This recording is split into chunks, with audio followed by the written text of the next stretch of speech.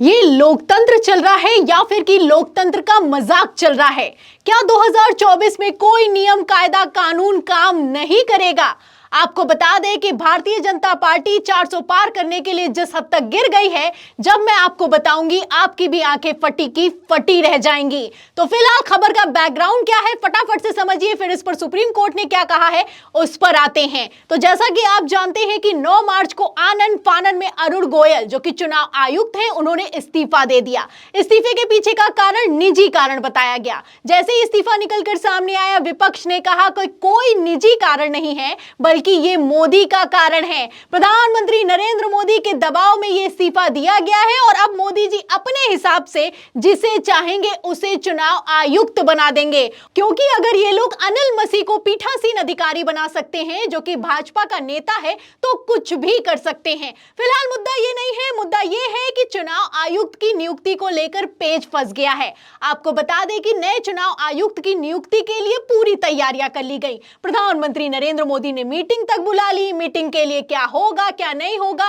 पूरा का पूरा प्रोटोकॉल भी तैयार कर दिया गया। खबर भी निकलकर सामने आ गई। खबर आप देखिए एनडीटीवी की, इसमें लिखा हुआ है कि पीएम मोदी की अध्यक्षता में 15 मार्च को बड़ी बैठक, 2 चुनाव आयुक्तों की नियुक्ति पर लग सकती है मोहर। तो 2 चुनाव आयुक्त नियुक्त किए जाएंगे और 15 मार्च को यह बैठक होने वाली है। जैसे ही बैठक की खबर निकलकर सामने आई, कांग्रेस नेता जया ठाकुर ने सुप्रीम कोर्ट में अर्जी लगा दी। उन्होंने कहा कि इस नियुक्ति को तत्काल प्रभाव से रोक दिया जाए, क्योंकि अगर ये नियुक्ति हो गई तो लोकतंत्र खत्म हो जाएगा। सुप्रीम कोर्ट से मांग की गई कांग्रेस नेता की तरफ से कि इस पर तत्काल सुनवाई करें। तो सुप्रीम कोर्ट सुनवाई के लिए तैयार हो गया है। जी हां, बड़ी खबर निकलकर यह सामने आई है कि सुप्रीम कोर्ट ने कह दिया है कि वो सुनवाई करेगा। और सबसे बड़ी बात यहां पर यह है कि पेच वहां जाकर फंस गया है कि यह सुनवाई उसी दिन होने वाली है जिस दिन प्रधानमंत्री नरेंद्र मोदी की अध्यक्षता में चुनाव आयुक्त को नियुक्त करने की मीटिंग होने वाली है।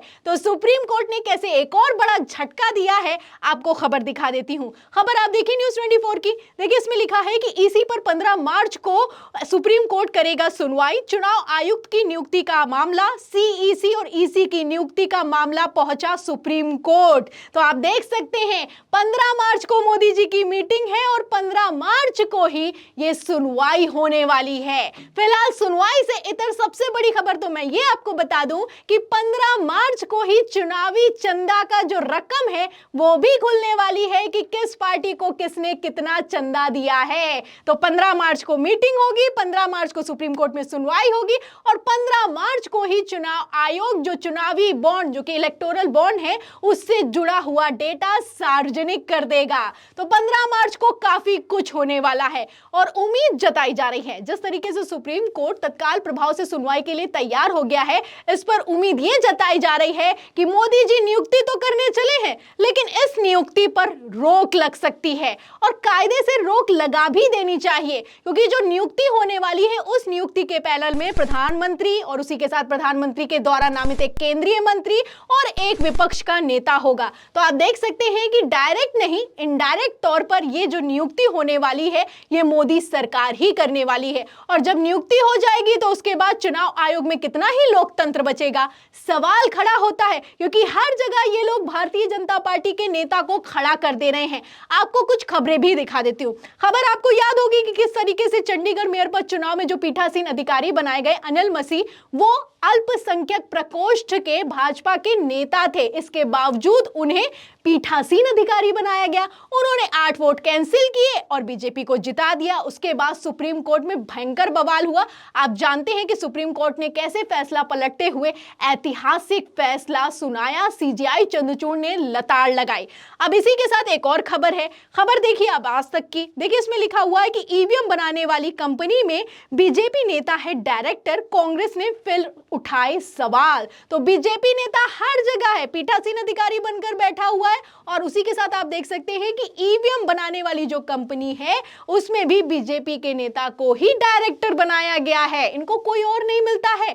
वैसे ही ईवीएम को लेकर सवाल खड़े हो रहे हैं और भारतीय जनता पार्टी के ही नेता को जब डायरेक्टर बना दिया जाएगा तो जिसकी लाठी है उसी की भैंस है, आप समझ सकते हैं। फिलहाल एक और खबर है, ये जो खबर निकलकर सामने आई है इसने तो हद पार कर दी है, सारी की सारी सीमाएं ही लांघ दी हैं। जो ये खबर है ये उत्तर प्रदेश से निकलकर सामने आई है। ये वो उत्तर प्रदेश है जहां पर दावा किया जा रहा है कि इस बार लोकसभा चुनाव 2024 में बीजेपी 80 सीटें हासिल कर लेगी। वहां पर क्या नियुक्ति हुई है, खबर ध्यान से सुनेगा। खबर आप देखिए न्यूज लॉन्ड्री की, देखिए इसमें लिखा हुआ है कि नियमों को किनारे कर योगी सरकार ने भाजपा नेता को बनाया सूचना आयुक्त। तो नियमों कायदे कानून का इनसे कुछ लेना देना नहीं है, सारे नियम कायदे कानून को ताक पर रख दिया गया है। पीठासीन अधिकारी अनिल मसीह को लेकर सीजीआई चंद्रचूड़ ने कैसी तगड़ी फटकार लगाई आप अच्छे से जानते हैं। उसके बावजूद इनमें कोई सुधार नहीं है, मनमाना रवैया है।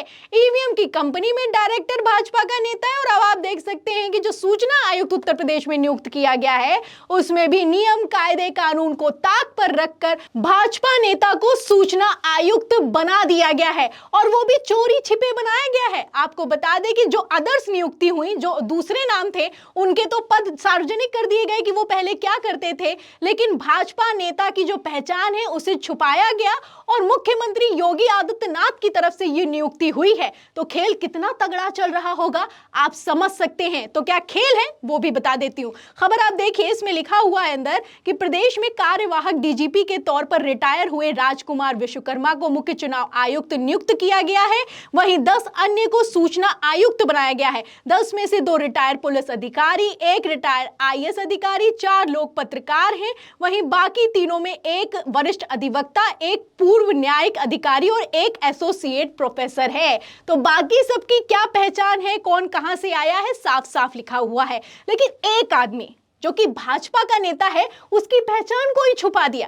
देखिए इसमें खबर में लिखा है कि बता दें कि राज्य मुख्य चुनाव सूचना आयुक्त और सूचना आयुक्त के चयन की सिफारिश एक 3 सदस्यीय समिति द्वारा की जाती है जिसमें अध्यक्ष मुख्यमंत्री होता है।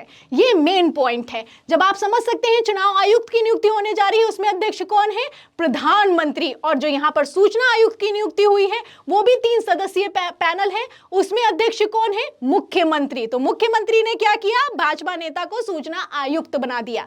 आगे सुनिए, इसमें लिखा भी हुआ है इसके अलावा विधानसभा में विपक्ष के नेता और मुख्यमंत्री द्वारा नामित मंत्रिमंडल के 1 सदस्य होते हैं। इनका कार्यकाल 5 वर्ष की अवधि के लिए या 65 वर्ष की आयु प्राप्त करने तक का होता है। तो यह पद कितना महत्वपूर्ण है आप समझ सकते हैं। लेकिन पद से इनका कुछ लेना देना नहीं है, लोकतंत्र से इनका कुछ लेना देना नहीं है, नियम कायदे कानून से तो ऐसा लगता है कि कोई मतलब ही नहीं बचा है। जब ये लोग सूचना आयुक्त एक बीजेपी के नेता को बना सकते हैं, जब ये पीठासीन अधिकारी एक बीजेपी के नेता को बना सकते हैं, ईवीएम की कंपनी में डायरेक्टर एक बीजेपी के नेता को बना सकते हैं, तो ये लोग कुछ भी कर सकते हैं। सूचना आयुक्त कल को अगर भाजपा का नेता बना दिया जाए तो कोई बड़ी बात नहीं होगी। और इसीलिए कांग्रेस ने सुप्रीम कोर्ट में याचिका दाखिल की है और सुप्रीम कोर्ट भी आनन फानन में तैयार हो गया है सुनवाई के लिए। और ये सुनवाई उसी दिन होने वाली है जिस दिन प्रधानमंत्री नरेंद्र मोदी मीटिंग करने वाले हैं। तो खबरें तो सोशल मीडिया पर वायरल हैं लेकिन कोई जवाब देने वाला निकलकर सामने नहीं आ रहा है।